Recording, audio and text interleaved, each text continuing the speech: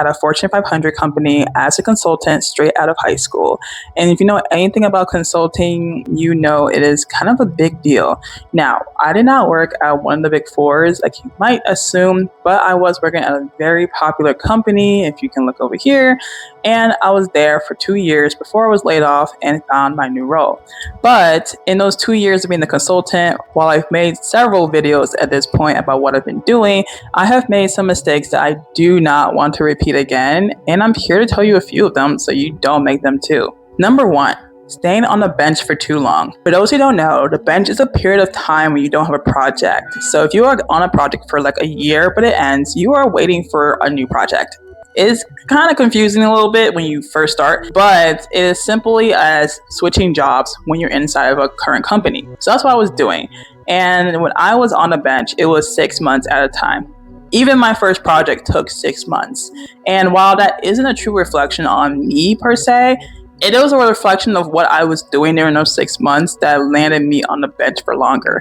For one, I rely way too much on my manager and the people around me to help find me a project instead of doing the work myself to actually look for them.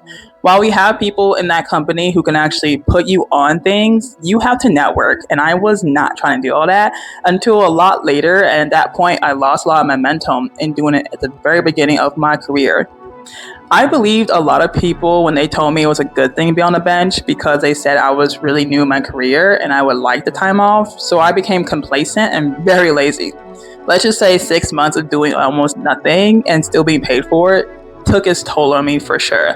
And because of that, I never did network with people, like I said before, with partners, managers, or even talk to my coach to see if there was anything better that they were not looking for me.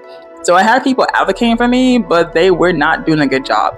And I don't want to make that same mistake here because for once, I am going to make sure I last 5 years is my minimum, or really my max at this point. Number two, having a bad manager and assuming it's a reflection of me.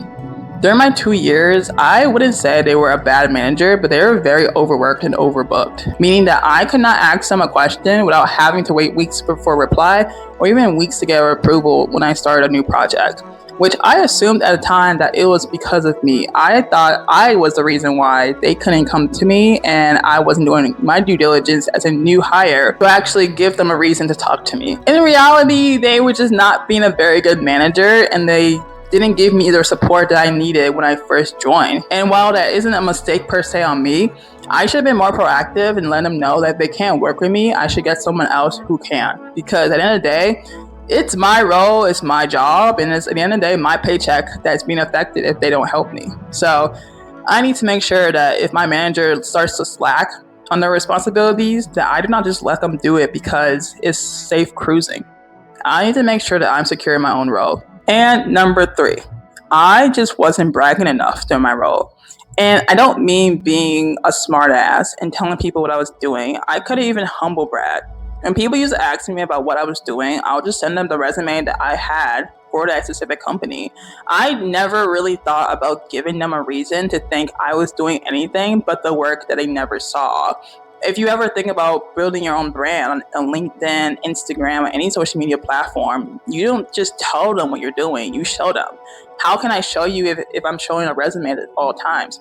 I could very well be lying, which not to say that's always a bad thing, but if a manager looks at my resume, they can't justify anything without actual credentials from the people I either work with or I collaborated with on a project. So for me, I have to start bragging in my new role to show to my manager that I'm actually doing the due diligence that my job requires of me, but to make them think I'm good enough to actually have a project that they can be proud to put me on and potentially give me a promotion a little bit sooner rather than later. Now, with all that being said, these are just top 3 mistakes that I saw myself making in the first 2 years of my career right after college. You don't really get taught this a lot of times. These are still things I'm learning to this day. But in my new role, I'm trying to do better for myself and my future career, in my professional and my personal lives. So of course, if you have any mistakes you made or things you don't want to contribute to, put it down in the comments below so that we can all learn together and maybe we can support each other in this tech industry that we are all in. So don't forget to like, share, and subscribe so you don't miss a new update from me as I post my new videos and more content in the future. Thank you for watching, and bye.